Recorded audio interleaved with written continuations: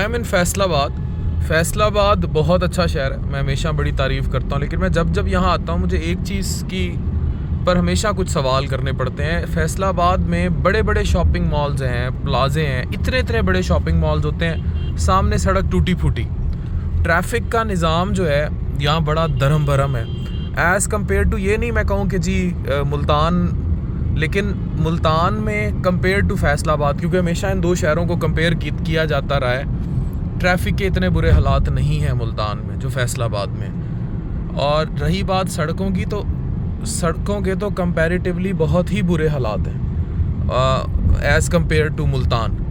तो लाहौर फिर लाहौर है, ओवर क्राउडेड है शहर और लिविंग कैपेसिटी को क्रॉस कर रहा है। एक बड़ी वजह कमर्शियल हब्स हो सकते हैं और इन कमर्शियल हब्स की वजह से भी इन्वेस्टमेंट कहीं और है, देखना पड़ेगा। ये जितने बड़े कारोबार करने वाले, इन्वेस्टमेंट करने वाले लोग जब पैसा लगाते हैं, इवन इतने बड़े बड़े लाखों करोड़ों का प्लाजा बना देंगे, चीज़ें कर देंगे, पॉलिटिकली भी इन्फ्लुएंस होगा, पर मुझे नहीं समझ आती कि जहाँ सरकार का पैसे की इन्वॉल्वमेंट होती है वहाँ चीज़ तोड़ फोड़ का शिकार होती है, जहाँ कमर्शियल इन्वॉल्वमेंट, ऐसा अक्सर शहरों में देखने, माशाल्लाह कितनी खूबसूरत मस्जिद है सामने, तो ऐसा अक्सर शहरों में देखने में आता है।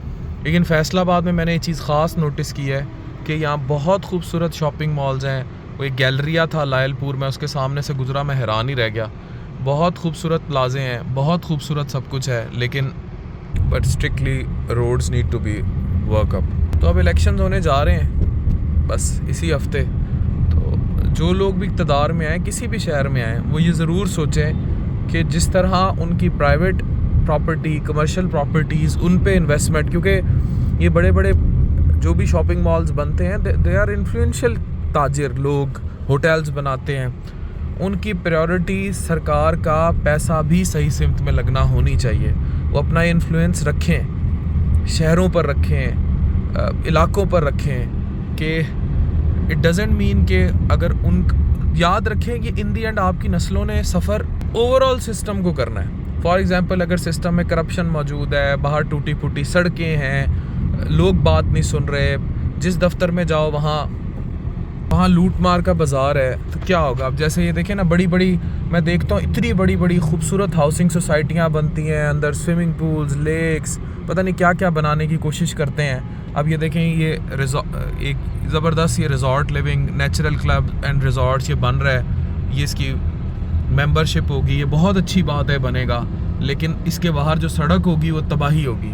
तो टू वे इन्फ्लुएंशियल है। अगर आप, तो ये टू वे, अगर आप जिस तरह अपनी प्राइवेट प्रॉपर्टी को ओन करते हैं, इसी तरह आप सरकार की प्रॉपर्टी को भी ऑन करेंगे, तो इन दी एंड आपके बच्चों ने इन्हीं सड़कों पे आना है, इसी निज़ाम में आना है, इसी इलेक्टोरल सिस्टम से लड़ के आगे जाना है। मुल्क आगे नहीं बढ़ेगा, पीछे जाता जाएगा, तो तबाही आपकी है, तबाही टोटली आपकी होगी। तो जिस तरह आप अपनी किसी भी ज़ाती चीज़ को ओन करते हैं, इसी तरह ये मुल्क भी आपका है, इसको ओन कीजिए, इससे जुड़ी हर चीज़ को ओन कीजिए, इन सड़कों को ऑन कीजिए, यहाँ के इदारों को ऑन कीजिए, यहाँ की सरकारी अमलाक को ऑन कीजिए।